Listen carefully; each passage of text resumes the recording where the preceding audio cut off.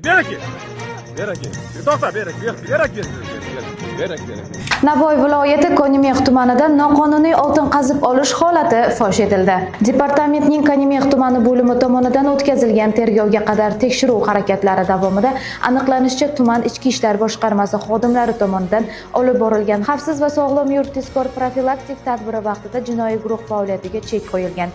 2026-yil 17-mart kuni Buxoro viloyati Shofirkon tumanida yashovchi 5 nafar fuqaro o'zaro til biriktirgan holda ruxsatnomasiz ravishda noqonuniy faoliyat bilan shug'ullanib kelgani aniqlangan. Ular Navoiy viloyati Konimix tumanidagi Karakata hududida joylashgan Taushan massivida maxsus uskunalar yordamida tarkibida oltin moddasi bo'lgan qum va toshlarni qazib olayotgan vaqtda ushlangan. Voqea joyida 10 ta qop oltin aralash toshlar, generator, perforator va qazish ishlarida foydalaniladigan asbob uskunalar ashyoviy dalil sifatida olingan.